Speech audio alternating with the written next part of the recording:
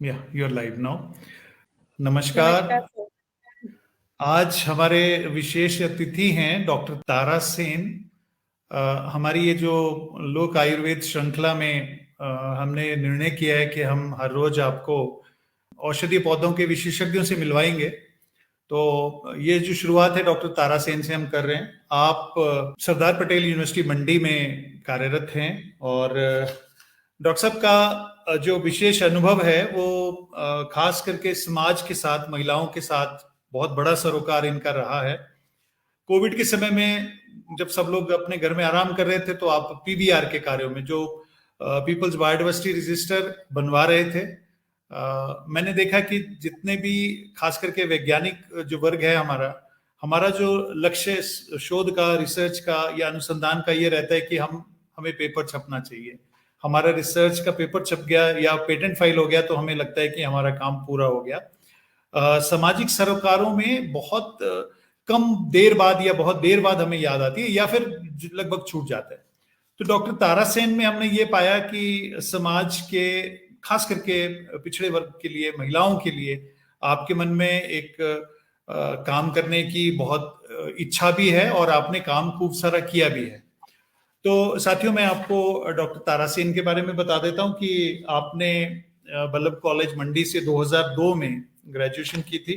आपने 2 विषयों में एमएससी की है। 2004 में आपने एमएससी बॉटनी की और उसके बाद 6 में आपने एनवायरमेंटल साइंसेज में एमएससी करने के बाद आपने डॉक्टर एस सामंत के साथ में उनके साथ आपने पीएचडी के शोध कार्य को पूरा किया और उसके बाद आप एक बहु उद्देश्य परियोजना में आपने काम किया 3 साल, जिसके बारे में आप हमें बताएंगे। लेकिन उसके बाद आप अलग अलग जगह काम करते रहे और 2020 में आपने इस जो सरदार पटेल विश्वविद्यालय है उसमें ज्वाइन किया और हमारे साथ भी आपका इसी विश्वविद्यालय के माध्यम से संपर्क हुआ। कुछ प्रशिक्षण कार्यक्रम के बाद हमने आपसे आगे बातचीत शुरू की। आपकी विशेषता है कि आप वाइल्ड फ्रूट्स और जो औषधीय पौधे हैं उनको इस दृष्टिकोण से देखते हैं कि कैसे समाज में महिलाओं को उससे आया जा सके। तो डॉक्टर साहब, आपका बहुत बहुत स्वागत है आरसीएफसी के इस प्लेटफॉर्म पे, इस फेसबुक पेज पे। आपको हमारे जितने भी स्टेक होल्डर्स हैं वो देख रहे हैं। आपसे जो चर्चा हो रही है उनके कुछ प्रश्न भी अगर आते हैं वो भी मैं आपके सामने रखूंगा। लेकिन मैं आपसे ये पूछना चाहता हूं कि आप तो शिक्षण के कार्य में हैं, पढ़ाते हैं बच्चों को। आपको ये कैसे आपके मन में विचार आया, कैसे आपके मन में ये इच्छा हुई कि आपको थोड़ा लीक से हटके काम करना चाहिए? थोड़ा बताइए विस्तार से। सबसे पहले तो धन्यवाद सर मुझे यहाँ बुलाने के लिए। अगर आपके क्वेश्चन का मैं आंसर दूं तो मैंने 2007 से 9 तक एक वर्ल्ड बैंक एडेड प्रोजेक्ट में काम किया जिसका नाम था मध्य हिमालय जलागम परियोजना। और ये जो प्रोजेक्ट था इसमें 4 departments agriculture, horticulture, animal husbandry और फॉरेस्ट्री ने अंडर अम्ब्रेला काम किया। और इसमें कुछ सिलेक्टेड पंचायत थी जो कि एक वाटरशेड के अंदर आती थी, उनका हमने कंप्लीट डेवलपमेंट करना था। और उसमें मैंने जो कार्य किया वो था एक फैसिलिटेटर का। तो जब मैं फैसिलिटेटर का कार्य कर रही थी तो हमने गांव के लोगों को जाके अवेयर किया, उनके सेल्फ हेल्प ग्रुप बनाए, यूजर ग्रुप बनाए और उनको हर चीज हमने जैसे खुरलियां यूज करने के लिए प्रेरित किया या फिर हमने उनकी प्लांटेशन करी, चेक डैम बनाए वहां पे या फिर उनको और ट्रेनिंग दी जैसे लाइवलीहुड अर्न करने के लिए। और उसके बाद हमने उनके यूजर ग्रुप भी बनाए ताकि जो चीजें हम उनके लिए हेल्प कर रहे हैं वो उसकी संभाल कर सकें।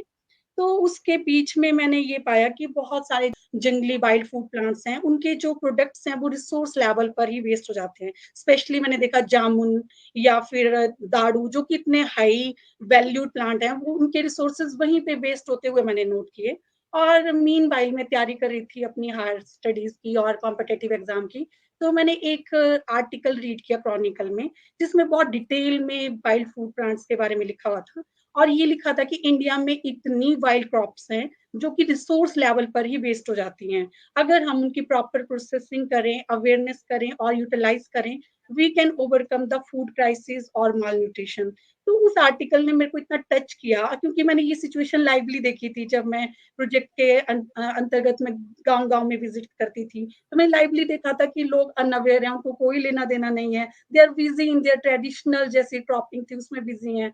तो फिर मेरे को ये लगा कि ये आर्टिकल इतना अच्छा है, I must do something on this topic. तो मेरा दिल से था कि मैं करूं, लोगों को अवेयर करूं और इन चीजों को एक बेटर प्रोसेसिंग करके हम दुनिया दे सकते हैं।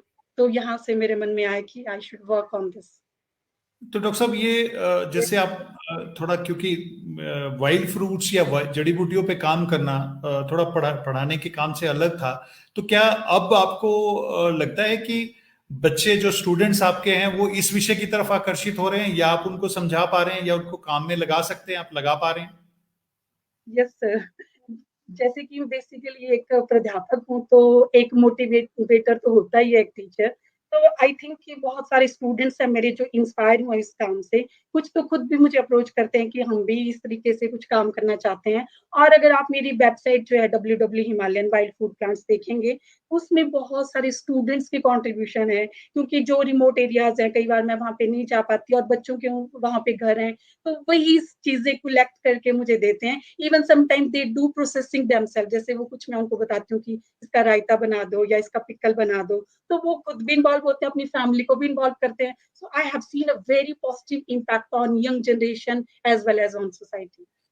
जैसे डॉक्टर साहब आपने पीबीआर पे भी काम किया, ये पीपल्स बायोडाइवर्सिटी रजिस्टर, जो वाइल्ड फ्रूट्स या जड़ी बूटी की आप बात करते हैं, ये उनका रेलिवेंस क्या सच में समाज को समझ आ रहा है कि ये पीबीआर जरूरी हैं, और उन पीबीआर के माध्यम से हम कोई ट्रेडिशनल नॉलेज को बचा सकते हैं?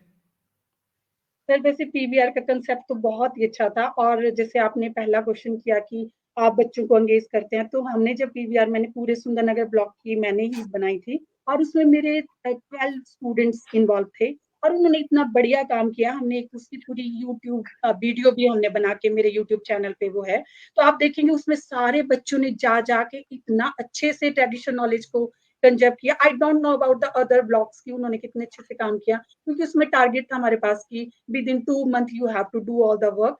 पर जहां तक मैं अपनी पीवीआर की बात करूं, जो मैंने ब्लॉक में काम करवाया, अपने बच्चों से करवाया, they have done a very good job. और अगर आप उस वीडियो को देखेंगे, तो उस वीडियो को देखने के बाद आउट ऑफ हिमाचल मेरे को बहुत सारे मैसेजेस आए कि we want to read the PVR these panchayat.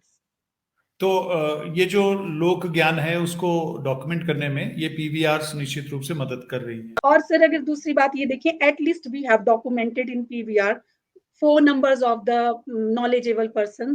कोई और भी काम करना चाहता है, उसको थोड़ा बेसिक आइडिया तो मिलेगा ही मिलेगा। जैसे सपोज एनी रिसर्चर या पॉलिसी मेकर वो पीबीआर लेते हैं, तो उनको पूरी जियोग्राफिकल सिचुएशन क्या है, कौन से जो हैं लोग हैं जो कि उनको हेल्प कर सकते हैं, इतना नॉलेज तो उनको मिल ही जाएगा। तो पीबीआर का कंसेप्ट तो बहुत अच्छा था पॉलिसी मेकर के लिए और रिसर्चर्स के लिए, स्टूडेंट्स के लिए। अब ये है कि गवर्नमेंट पॉलिसीज तो बनाती है, पर ये हम पे डिपेंड करता है कि हम कितना इफेक्टिवली उनको इम्प्लीमेंट करते हैं। So it's all our responsibility. Doctor साहब, जैसे जैसे आपका काम है, आप ऐसा लग रहा है जैसे आप एक्शन रिसर्च जैसा काम भी साथ कर रहे हैं, एक तरह से एक्सटेंशन भी हो रही है साथ में ना, आप ये सब जितने मुद्दे हैं इन पे काम कर रहे हैं। ये आप पढ़ाई, घर और एक्सटेंशन, इसमें एक्शन रिसर्च, इसमें तालमेल कैसे होता है? एक बार में एक सारे काम कैसे हो जाते हैं? Yes sir, actually I think everybody has potential, और इतना पोटेंशियल होता है कि हम करना चाहें तो we can prioritise our work and do all the things. और मैं सच में बहुत हैप्पीली बोलती हूँ कि I simultaneously do my teaching profession and all other extension activities of the universities, like कोई फंक्शन है तो उसमें मैं एंकरिंग भी करती हूँ, या अपना यूट्यूब चैनल उसको टाइम टू टाइम अपडेट करती हूँ। आप चेक कर सकते हैं उसमें 300+ वीडियोज हैं, और मैं अपनी जो मेरी वेबसाइट है उसको टाइम टू टाइम अपडेट करती हूँ। उसके साथ मैं फील्ड विजिट करती हूँ, मेरे आर्टिकल्स आप न्यूज़पेपर में पढ़ सकते हैं और मैगजीन्स में पढ़ सकते हैं। तो आई थिंक कि एवरीबॉडी हैज पोटेंशियल, जैसे कहते हैं ना कि सन के पास इतनी एनर्जी है, अगर हम उस एनर्जी को फोकस करें तो हम एक पेपर को जला सकते हैं। तो likewise we also have so much energy. अगर हम अपनी पूरी एनर्जी को फोकस करें, अपनी स्ट्रेंथ को देखें, अपनी वीकनेस को रिमूव करें, और जो हमारे पहले वाले वीसी सर थे सिया चंदन जी, वो बहुत अच्छा बोलते थे, शार्पन योर एक्सेस डेली। तो हम रोज खुद पे काम करें कि हम क्या और बढ़िया कर सकते हैं। तो I think everybody can do that. Doctor साहब, ये जो काम जिसकी हम चर्चा कर रहे हैं, चाहे वो वाइल्ड फ्रूट्स हैं या मेडिसिनल प्लांट्स हैं, ये आपको क्या लगता है कि स्थानीय लोगों के लिए किस तरह से महत्वपूर्ण हो सकते हैं और क्या कर सकते हैं हम इसमें? आप आपके मन में भी कुछ विचार हो?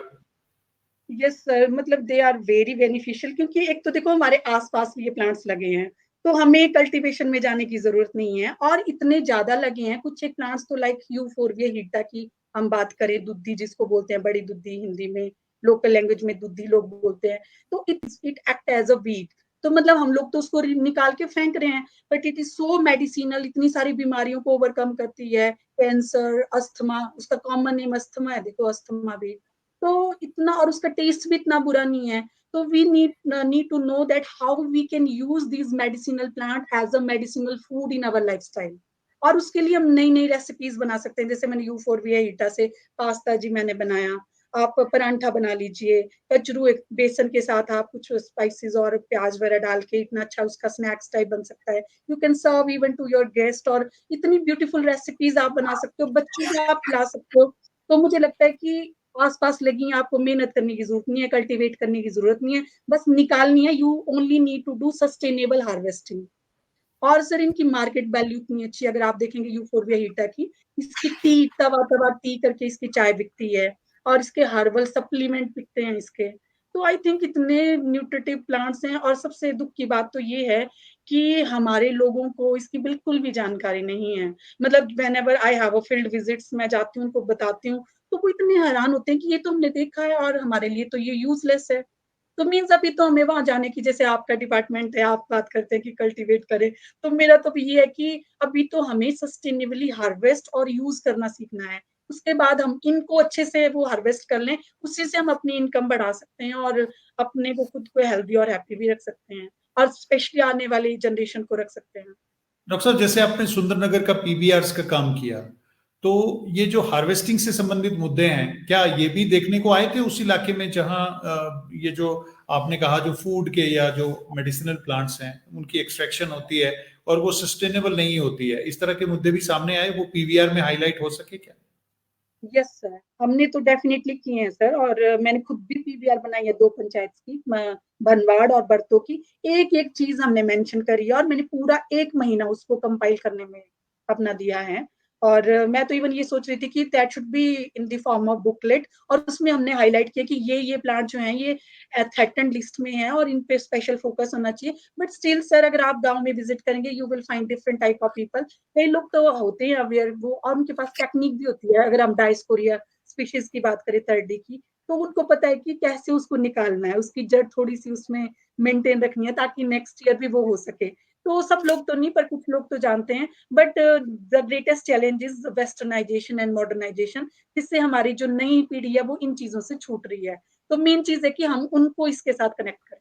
बहुत सुंदर बात डॉक्टर साहब आपने बोली कि हमारा समाज के पास में सस्टेनेबल हार्वेस्टिंग का ज्ञान है ना? वो लोग जानते हैं कि इसका नेचुरल रीजनरेशन कैसे होगा, इसको देखने की जरूरत है। और ये सस्टेनेबल हार्वेस्टिंग और या फिर उस किस तरीके से उसको निकालना है, ये हमारे हिमाचल प्रदेश के संदर्भ में या हिमालय के संदर्भ में निश्चित रूप से ये एक बड़ा मुद्दा है। आपने बड़ा इंटरेस्टिंग बताया, दूधी का आपने पास्ता खिला दिया। क्या कुछ कुछ और मेडिसिनल प्लांट्स की रेसिपी का जिक्र करेंगे, आप बताएंगे हमारे साथ देखने वालों को कि कौन कौन से ऐसे फूड आइटम्स हैं जिनको आपने, मतलब हर्ब्स हैं या फ्रूट्स हैं जिनको आपने फूड में कन्वर्ट किया, उनको टेस्टी बना करके आपने समाज के साथ बांटने की कोशिश की, कुछ नाम बता सकेंगे आप? या सर, एक तो सर बिग तो सब जानते हैं वैसे, पर मैंने ये चीज नोटिस की, जो हायर एल्टीट्यूड के लोग हैं, दे आर वेल अवेयर कि यू कैन यूज बिच्छू बुट्टी, नेटल, या फुगस जिसको बोलते हैं लोकल लैंग्वेज में, क्योंकि बॉटनी में ये थोड़ी प्रॉब्लम होती है, अगर हम साइंटिफिक नेम बोलें तो वो कईयों को समझ नहीं आते, लोकल बोलेंगे तो वो साइंटिफिक लोगों को समझ नहीं आते, तो I will name all the three, scientific भी, कॉमन भी और लोकल भी। तो बिच्छू बुट्टी का मैंने ये देखा कि हाइट में तो लोग बहुत अच्छे से जानते हैं, पर जो यहाँ के लोग स्पेशली मंडी मेन एरिया के, वो तो डरते हैं कि अच्छा इसको खाते भी हैं। तो सर मैंने उसकी हर रेसिपी बनाई है नेटल की, मैंने उसका कुगस पनीर बनाया, वेरी टेस्टी, इवन बच्चे भी उसको बहुत टेस्ट से खाते हैं, और मैंने देखा जितनी वो हॉरिबल लगती है ना उतनी टेस्टी होती है वो। तो उसका मैंने सूप मैंने बनाया, कोविड में मैंने हर एक जो भी कॉलेज के पियोन से लेके प्रिंसिपल से लेके सबको मैंने कुगस का पनीर, सॉरी कुगस का सूप पिलाया, और इट वाज सो न्यूट्रिशियस। और जैसे कि आप देखते हैं विटामिन ए और सी से ये रिच होती है बिच्छू बुट्टी, और ये जैसे फीवर और ये जॉन्डिस ऐसी बीमारियों को भी ओवरकम करने में हेल्प करती है। तो मुझे लगता है कोविड के लिए बहुत अच्छा था बिच्छू बुट्टी का यूज करना। इसके अलावा सर अपोन्शिया की मैं बात करूंगी, अपोन्शिया की दो स्पीशीज मेरे को यहाँ पे मिली, एक अपोन्शिया फिकस है और एक है अपोन्शिया डेलिनी। तो ये जो दोनों स्पीशीज है, एक में बहुत बड़े बड़े स्पाइन होते हैं और एक में थोड़े छोटे होते हैं, मतलब उसको यूज करना थोड़ा इजी है। तो मैंने दोनों ही प्लांट्स की बहुत अच्छी अच्छी रेसिपीज बनाई है। उसको आप स्पाइन्स रिमूव करके आप जला भी सकते हो उनको गैस में, क्योंकि उनको निकालना थोड़ा सा डिफिकल्ट होता है, वो चुभते हैं हाथों में। तो उससे आप हर रेसिपी में बना सकते हैं उसको, आप पास्ता में, पोहा में, ओट्स में डाल सकते हो, आलू के साथ आप उसकी वेजिटेबल बना सकते हो, पुलाव उसका इतना टेस्टी बनता है, नमकीन दलिया बना सकते हो। और again it is rich in manganese, magnesium और विटामिन सी, तो ये भी कोविड के लिए और इम्यूनिटी बढ़ाने के लिए बहुत अच्छा है, और इजीली आपके घर में लग जाएगा, आप पॉट में भी इसको लगा सकते हो, और जो सॉफ्ट शू टर्मिनल है उनको यूज कर सकते हो। बाकी इसके जो फ्रूट्स होते हैं वो कोई कई स्थानों पे वो बिकते हैं और दे आर एंटी कैंसरस। तो इतने यूजफुल प्लांट्स है सर हमारे आसपास लगे हैं, पर ये दुख होता है कि नोबडी नोज और वो यूज नहीं करते हैं इनको। डॉक्टर और साहब, प्लांट मैं बताना चाहती हूँ, जी वो बहुत जी इंपॉर्टेंट है, आप भी जानते होंगे, ब्रायोफाइलम पिनेटा या कैलेंचो पिनेटा, जिसको हम पत्थर खार बोलते हैं, और लोग उसका यूज तब करते हैं जब उनको स्टोन प्रॉब्लम हो जाती है। तो ये प्लांट मैंने अपने अपने घर में लगा रखा है, और जो भी लोग आते हैं मैं उनको, क्योंकि ये पत्तियों से प्रोपोगेट हो जाता है ब्रायोफाइलम, तो मैं उसके लगा देती हूँ कुछ एक प्लांटलेट, जो भी आता है मैं उसको अवेयर करती हूँ और एक उसको पकड़ा देती हूँ कि you have to use it. क्योंकि आप देखेंगे ये जो पत्थर खा रहे हैं इसका कॉमन नेम इतने बढ़िया है, air plant, life plant, mother of millions plant, मतलब बहुत सारी बीमारियों को जो वो ओवरकम करता है ये, और इसको यूज कर सकते हैं एज अ फूड सप्लीमेंट। तो सर इसको आप चटनी बना सकते हो इसकी, और 3 या 4 पत्तियां आप पकौड़े में डाल दीजिए, स्नैक्स में डाल दीजिए, अगर कुछ नहीं है तो आप कोई भी सब्जी बना रहे हो तड़के में डाल दीजिए। तो आई थिंक ये एक ऐसा प्लांट है जो मुझे लगता है सबको यूज करना चाहिए, and it boost your immunity. आपके मंडी में डॉक्टर साहब कैंथ भी काफी होता है, काफल भी काफी होता है, इनके प्रयोग के बारे में आपके अनुभव? काफल तो सर हमने ट्राई करा है कि हम लोअर एल्टीट्यूड में भी इसको ग्रो करने की कोशिश कर रहे हैं, इवन मेरी स्टूडेंट तनुजा ठाकुर, वो कोटली से है, तो मैंने उसको स्पेशली ये बोला है कि थोड़े से अपने घर में वो इसके प्लांटलेट्स रेज करे और हम उनको आगे दें। इसमें मार्बल्स एक केमिकल होता है, और ये भी आप एंटीऑक्सीडेंट है, बीइंग विटामिन सी रिच होता है ये, और इसमें भी एंटी कैंसरस प्रॉपर्टीज होती हैं। तो हमारे हिमालयाज में सर बहुत सारे ऐसे मेडिसिनल प्लांट्स हैं, we need to focus on, we need to include these plants in our lifestyle, and we also need to domesticate these plants। मैं ये एक रूरल प्रॉस्पेरिटी को बढ़ाते जी हैं। बिल्कुल, मैं एक जानकारी आपके साथ शेयर करना चाहता हूँ कि आपने देखा होगा कि माननीय प्रधानमंत्री जी ने गुजरात में पिछले महीने घोषणा करी थी एक आयुर्वेद आहार की। तो जो हमारी फूड स्टैंडर्ड अथॉरिटी एफएसएसएआई है, उसके अंदर एक नई फूड की कैटेगरी आई है, वो आयुर्वेदिक आहार की है। तो इस यस तरह के जितने भी आहार जिनका आपको पारंपरिक रूप से उपयोग या फिर कोई शास्त्रीय संदर्भ मिलते हैं आयुर्वेदिक ग्रंथों से, आप उनकी कमर्शलाइजेशन कर सकते हो। तो आप यस आने वाले समय में इनको आयुर्वेदिक आहार के नाम से भी एक तरह से मार्केट के अंदर ला सकते हैं। एक डॉक्टर साहब यस आपने बात करी ये जैसे बिच्छू बुट्टी की, मैं कल ही देख रहा था कि लगभग ये 19वीं शताब्दी के शुरू में 1910 12 15 के आसपास में जर्मन में बिच्छू बुट्टी के फाइबर का उपयोग बहुत होता था। उन लोगों ने इसके फाइबर को बड़ा उपयोग किया, हेम्प की तुलना में इसका फाइबर ज्यादा अच्छा समझा जाता था, और शायद ये हमारा नेचुरल डाई भी है इसकी, बहुत अच्छा हरे रंग का इसका रंग भी आता है। तो क्या ऐसे कोई रेफरेंस आपको सिराज वैली में काम करते समय आए, क्या लोग इस तरह का उपयोग करते हैं? नहीं सर, वो ऐसे यूज़ नहीं करते, वो गाय को ज़रूर खिलाते हैं, ये सूखी पत्तियाँ इसकी। और पर आईआईटी ने पहले ये काम करा था कि इसके फाइबर बनाने का काम उन्होंने किया था। पर मुझे पुन्ना से कॉल आई थी कि मैम प्लीज़ आप हमें इसके फाइबर वो इसके स्टेम प्रोवाइड कर दीजिए। पर अब पुन्ना इतनी दूर तो सर, और थोड़ा-सा जैसे आपने पहले भी बोला, I have to so many works हैं, तो मुझे नहीं लगता कि मैं इस ओर जाना चाहती हूँ। पर मैं ये लोग डेफ़िनिटली ये लोग ढूँढ रही हूँ जो कमर्शियल उसमें आना चाहते हैं, तो मैं उनको हेल्प करने के लिए रेडी हूँ। क्योंकि मुझे लोग अप्रोच तो करते ही हैं, जैसे मेरी वेबसाइट में लिंक देख के या फ़ोन नंबर देख के मुझे गुजरात से कॉल आती हैं, पुणे से कॉल आती हैं, राजस्थान से कॉल आती हैं। तो उनकी डिमांड होती है, जैसे डैंडेलियन के लिए मुझे बहुत ट्राई करते रहे राजस्थान से कि मैम डैंडेलियन प्रोवाइड कर दीजिए। तो मतलब लोग ट्राई तो करते हैं, पर मैं थोड़ा-सा रिस्ट्रिक्ट करती हूँ, क्योंकि अगर आप इन चीज़ों में चले जाएँगे तो आप बेसिक रिसर्च से थोड़ा पीछे हट जाएँगे। तो ये बात भी सत्य है कि बहुत सारे ऐसे स्पीशीज हैं जो हमारे इन जंगलों में अंडर यूटिलाइज्ड हैं, यानी उनके फल पत्ते लगते हैं, फलियां लगती हैं, फ्रूट गिर जाता है, उसका उपयोग नहीं होता। तो निश्चित रूप से ये आने वाले समय में लोगों के आजीविका के लिए, खास करके युवाओं के रोजगार के लिए एक बड़ी संभावना हो सकती है। डॉक्टर साहब, इस सारे काम में आप इतना अच्छा काम कर रहे हैं, आप पूरे एक बैलेंस बना करके चले हुए हैं, आपको क्या क्या चुनौतियां अपने काम में सामने आती? मैं देख रहा हूं आपको लगभग आप 3 आपको अवार्ड्स मिल चुके हैं, 6 जगह आपको ऑनर किया जा चुका है, और हमारे हिमाचल प्रदेश के ग्रामीण विकास मंत्री साहब ने आपको कोविड में पीवीआरस के काम के लिए विशेष रूप से सम्मानित किया। ये सब काम में आपको कौन कौन सी चुनौतियां आती हैं? अगर आप वो भी बताएंगे तो शायद हमारे जो इस समय में स्टेक होल्डर्स में महिलाएं हैं, उनको मोटिवेशन होगी कि वो किस तरह से अपने काम में तालमेल बिठाते हुए इसको आगे बढ़ा सकते हैं। सर, अगर आप देखेंगे चुनौतियाँ तो होती हैं, डेली चुनौतियाँ होती हैं।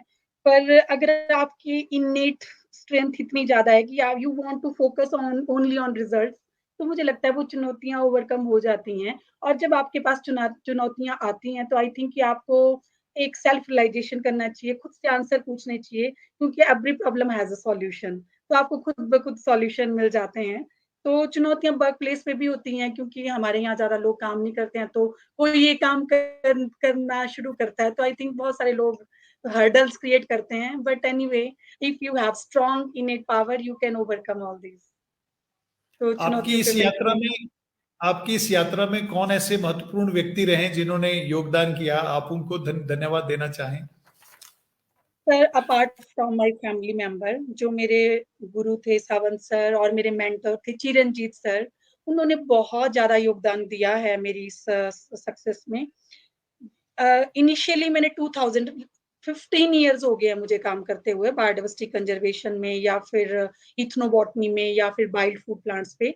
2018 में जब मैं चिरंजीत सर से फर्स्ट टाइम मिली सितंबर में, from day one he has polished me beyond. उनके पास इतना अच्छा एक्सपीरियंस था, he has a international touch.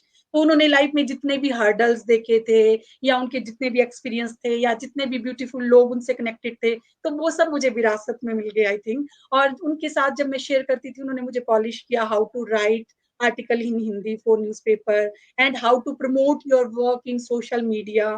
तो ये सब चीजें उन्होंने एक एक चीज मुझे सिखाई, इतना बढ़िया मुझे पॉलिश किया। तो बहुत योगदान जाता है उनको। इसके अलावा sir, all the people around me, I think उन सबको क्रेडिट देना मैं ज़रूर चाहूँगी, क्योंकि उनकी वजह से ही मैं आज यहाँ पे हूँ। अगर आप मेरा काम देखेंगे, मैंने इतनी जल्दी विद इन 2 इयर्स मैंने वाइल्ड फूड प्लांट्स पे बहुत ज़्यादा काम किया है, और उसमें हर एक जो इंसान है अराउंड मी, चाहे वो कॉलेज के पियोन्स हैं, या मेरे हॉस्टल के स्टूडेंट्स हैं, या मेरी अपनी स्टूडेंट्स, तो जिनका नाम मैं लेना चाहूँगी डेफिनिटली, भावना ठाकुर और तनुजा ठाकुर, जो मेरे साथ प्रोजेक्ट्स में जुड़ी हैं। उन्होंने तो मेरे साथ डे नाइट काम किया है। और मेरा ब्रदर विजय सेन, उसने मेरे को प्रोवाइड किए हैं इतने so many wild food plants. तो ये सब लोग हैं सर, और मैं इन सब लोगों को क्रेडिट देने के लिए इनकी फोटो अपनी वेबसाइट में जरूर अपलोड करती हूँ। तो जितनी भी मेरी 6 बुक्स आ चुकी हैं, तो उन बुक्स में जिन जिन लोगों की फोटोज हैं, तो दे ऑल हैव कंट्रीब्यूटेड। और मैं इस माध्यम से उन सबको थैंक यू बोलना चाहती हूँ। Also my web designer Bhagat Ram ji, तो उन्होंने भी बहुत अच्छी मेरी डिजाइन करी हुई है मेरी वेबसाइट। तो उससे भी बहुत सारे लोग कनेक्ट होते हैं, और वो मतलब नॉलेज लेते हैं वेबसाइट से। तो ये सब डॉक्टर लोग हैं साहब, जिन्होंने। ये बहुत अच्छी सोच है आपकी बायोडाइवर्सिटी एक्ट में हम लोग इंटेलेक्चुअल प्रॉपर्टी राइट्स के प्रोटेक्शन की बात भी करते हैं, और समाज को एक्सेस बेनिफिट शेयरिंग भी दिलवाने की कोशिश हम बायोडाइवर्सिटी मैनेजमेंट कमेटियों के माध्यम से कर रहे हैं। तो आपकी सोच में ये सारी बातें हैं, बहुत बधाई आपको कि आप हर उस व्यक्ति को एक्नॉलेज कर रहे हैं जिन्होंने आपकी इस यात्रा में योगदान दिया। आप अपना वेबसाइट भी बता दीजिए, क्योंकि बहुत जिज्ञासा होगी हमारे देखने वालों को कि आपका वेबसाइट क्या है, आपसे संपर्क जरूर करना चाहेंगे। आप बता दीजिए, फिर हम अगले प्रश्न की तरफ बढ़ते हैं। सर ये जो मेरी वेबसाइट है, मेरे को चिरंजीत सर ने सजेस्ट किया था कि you should have your website. हम एक बुक लिख रहे थे तब दोनों मिलके, वाइल्ड फूड प्लांट्स पे, जो आईआईटी ने पब्लिश करी थी। उसके बाद सर ने मुझे बोला कि तुम अपनी वेबसाइट डिजाइन करो। तो उस वेबसाइट का नाम है WW Himalayan wild food plants. 2019 में ये जो फॉरेस्ट मिनिस्टर थे गोविंद ठाकुर जी, उन्होंने लॉन्च किया था इसको, वेबसाइट को। और फ्रॉम दैट डे सर इतनी पॉपुलर ये हो चुकी है, मतलब 2019 के बाद इसमें 9,70,000 से ज्यादा हिट्स हैं, और सर 2 लाख से ज्यादा एनकरेजिंग कमेंट्स है राउंड द वर्ल्ड। और उससे बड़ी बात ये कि 2 लाख जो कमेंट्स है वो पेंडिंग है, क्योंकि अब इतना टाइम नहीं होता कि you go and check them and approve them. तो ये बहुत ही फेमस है, और 215 से ज्यादा इसमें प्लांट्स मैंने अपलोड करे हैं सर, और वो from lower altitude to higher altitude है, 4500 मीटर तक।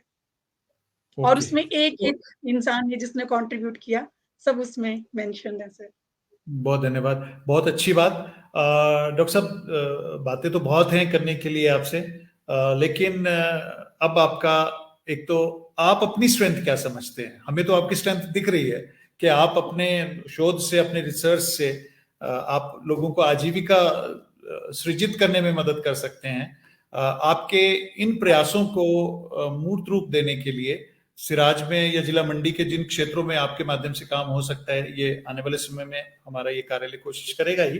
लेकिन फिर फिलहाल आप अपनी स्ट्रेंथ क्या समझते हैं? आप अपनी स्ट्रेंथ को कैसे बताएंगे? सर सबसे बड़ी स्ट्रेंथ मुझे लगता है कि I am a good motivator. जब मैं गांव में जाती हूँ, मैं इंटरेक्ट करती हूँ, आई have seen a very positive impact. वो लोग सुनते हैं बात को और फॉलो करते हैं, और क्लास में भी बच्चों के कमेंट्स होते हैं कि मैम गुड मोटिवेटर है। तो आई थिंक कि, और एक सबसे बड़ी बात जो मैंने अपने प्रोजेक्ट से सीखी थी, जो मैंने 2007 to 9 किया था, उसमें उन्होंने हमें ट्रेन किया था how to go in villages. तो गांव में कैसे जाते हैं, लोगों से कैसे बात करते हैं, उनके साथ कैसे रैपर्ट एस्टेब्लिश करते हैं। तो ये सब चीजें जो मैंने वहां से सीखी, वो भी मेरी स्ट्रेंथ है। आप जाएंगे तो आप मंडियाली में उनसे बात कर सकते हैं, और उनके साथ उनकी लोकल चीजें एनकरेज कर सकते हैं। तो मुझे लगता है ये मेरी एक थोड़ी स्ट्रेंथ है। और दूसरी, मैं शुरू से ही थोड़ी सी हार्ड वर्कर और इंडस्ट्रियलिस्ट रही हूँ। और तीसरी चीज मुझे लगता है कि टू थिंक बियॉन्ड, क्योंकि कोई भी सिंपल चीज होगी तो मैं उसको थोड़ा सा ट्विस्ट करके कुछ नया उसका क्रिएट कर देती हूँ। जैसे रेसिपीज की बात करते हैं, तो सिंपल रेसिपी होगी तो मैं कुछ उसमें अपने वाइल्ड फूड प्लांट्स करके, अभी जैसे बुरांस की टी मैंने जो अपने खुद डिजाइन करी थी, ऑल्दो उत्तराखंड में उसकी टी ऑलरेडी है, पर जो टी मैंने डिजाइन करी सर, वो बहुत ही, जो भी उसको पीता है ना, सारे ऐसे बोलते हैं कि इट्स वेरी नाइस। तो ये सब चीजें कुछ हैं जो मैं ट्राई करती हूँ, और आई थिंक यही मेरी स्ट्रेंथ है। आपके फ्यूचर प्लान्स क्या हैं? आपका अगला कार्यक्रम क्या है? सर मेरे फ्यूचर प्लान्स दो ही हैं। जैसे मैंने आपको पहले भी बताया था कि जब मैं गांव में जाती थी तो मैंने ये देखा था कि गांव पेड़ों के नीचे वो चीजें गिरी हुई हैं और वेस्ट हो रही हैं, और सिचुएशन बहुत चेंज नहीं हुई है। अभी भी आप जाओगे रिमोट एरिया में, still it is like that. तो सर मेरा फ्यूचर यही है कि मैं उन जो फ्रूट्स हैं उनको प्रोसेसिंग यूनिट्स लोगों को अवेयर प्रोवाइड करूं, ताकि वो उनको सस्टेनेबली यूज करें, उनके नए प्रोडक्ट हम तैयार करें और मार्केट में वो आए। और I think sustainable harvesting and utilisation, ये भी नहीं है कि हम सारी चीजें निकाल लें प्लांट से, तो फेज वाइज तो लोगों को अवेयर करने की बहुत जरूरत है। और मेरे दो फोकस है सर, एक मैं बच्चों की हेल्थ पे और एक वीमेंस पे मैं काम करना चाहती हूँ, क्योंकि मैक्सिमम लेडीज खाना बनाती हैं। तो उनको अगर नॉलेज होगा कि कौन सी चीजें उनको अपने भोजन में इंक्लूड करनी है, वो जब खाना बनाएंगी तो बच्चे भी हेल्दी रहेंगे, बुजुर्ग भी हेल्दी रहेंगे, और मेल कैंडिडेट तो रहेंगे ही। तो मेरा पूरा फोकस है कि मैं गांव गांव जाके काम करूं, स्कूलों में जाके विजिट करूं। और इसके लिए I don't need any motivation. मेरे को जहां भी लगता है कि when ever I am free, और जैसे आप पहले भी पूछ रहे थे कि हाउ यू मेक बैलेंस, तो मैं कभी अपने टीचिंग प्रोफेशन के साथ कॉम्प्रोमाइज नहीं करती, because I love my teaching. तो मैं जब सैटरडे होगा या संडे होगा, मतलब whenever I have some vacation, तो मैं प्लान करती हूँ अपना विजिट गाँव में, और वो भी मैं इस तरीके से प्लान करती हूँ because we have already some बहुत सारे एक्टिव सेल्फ हेल्प ग्रुप है हमारे पास, महिला मंडल हैं। तो आपको काम करती बार ये फ़ोकस रखना है, you should have minimum input and maximum output. तो ये नहीं होना चाहिए कि आप लोगों को बोलो कि इकट्ठे हो जाओ, उनके पास भी कहाँ इतना टाइम है। पर ये है कि सेल्फ हेल्प ग्रुप की मीटिंग होती है हर महीने, और महिला मंडल्स की मीटिंग होती है, तो मैं बस उनसे ये पूछती हूँ कि आपकी मीटिंग कब है? और कई बार जैसे अभी सीडीपीओ मंडी से मैं कॉल पे बात कर रही थी, तो मैंने उनसे पूछा कि मुझे ना ये जो आंगनबाड़ी वर्कर्स हैं, उनको मोटिवेट करना है, क्योंकि अगर उनको मोटिवेट कर देंगे, they have a large contact with themselves, तो आधा काम तो वैसे ही हो जाएगा। फिर वो बोलते मैम जी कौन ऑर्गेनाइज करेगा ये, उसके लिए फंड्स कहाँ से आएंगे? फिर मैंने उनको बोला फंड्स की क्या जरूरत है, उनकी जो मीटिंग होगी हम जाएंगे, उनको बताएंगे और आ जाएंगे। तो मीन्स हम लोग कई बार ना और चीजों में पड़े रहते हैं कि फंड कहाँ से जनरेट होंगे और ये क्या, तो हम इन सब चीजों में मेन काम भूल जाते हैं। तो मुझे लगता है कि हमें यही करना है कि उनकी जो मीटिंग चली है उसमें आपने उनसे टाइम लेना है, जाना है, अवेयर करना है, और दैट्स इट। जी जी, बहुत धन्यवाद आपका। मैं दो चीजें और जोड़ना चाहूंगा आपके इस कार्य में। जब भी आप वाइल्ड फ्रूट्स की प्रोसेसिंग का सोचें, हमने सस्टेनेबल हार्वेस्टिंग की बात करी है। आयुष मंत्रालय, भारत सरकार का जो नेशनल मेडिसिनल प्लांट्स बोर्ड है, हम क्वालिटी काउंसिल ऑफ इंडिया के साथ मिल करके सस्टेनेबल जो वाइल्ड हार्वेस्टिंग है उसकी सर्टिफिकेशन का काम भी करते हैं, जिसके लिए चाहे वो महिलाएं हैं या किसान हैं, उनको कोई खर्चा नहीं करना पड़ता। उनके लिए वो सारे का सारा खर्चा मंत्रालय की तरफ से उठाया जाता है। तो आयुर्वेदिक आहार जो है वो एक नया फील्ड आपके सामने है, आप उनको उन रोजगार में लगा सकते हैं। और साथ में सर्टिफिकेशन का फायदा ये है डॉक्टर साहब कि जब हम सस्टेनेबली हार्वेस्ट करेंगे तो सस्टेनेबली हार्वेस्ट प्रोड्यूस का हमें मंत्रालय की तरफ से जो वॉलंटरी सर्टिफिकेशन स्कीम है उसका एक लोगो यूज करने का हमें एक प्रेरोगेटिव एक मिल जाएगा, एक संभावना हो जाएगी, जिससे आपके उत्पाद की वैल्यू जो है बहुत अच्छे तरीके से हो सकती है। हम आपका जो विश्वविद्यालय का नाम जो है वो क्यूसीआई के लिए, क्वालिटी काउंसिल ऑफ इंडिया में ट्रेनिंग के लिए भी दे देंगे कि अभी आने वाले समय में इस विषय पे आपके यहाँ कोई ना कोई कार्यक्रम आयोजित हो जाए। डॉक्टर साहब, आज आपने समय निकाला, अपने काम के बारे में हम सबको बताया, हमारे सारे स्टेक होल्डर्स को बताया। बहुत बहुत धन्यवाद। आप इस इतने श्रेष्ठ कार्य में लगे रहिए, और हम भी आपके साथ मिलकर के कुछ ना कुछ नया करने के प्रयास करेंगे और आपके प्रयासों को आगे बढ़ाने में पूरा प्रयास करेंगे। थैंक बहुत यू बहुत वेरी मच। धन्यवाद आपको थैंक भी यू। और सभी दर्शकों को। Thank you. Thank you.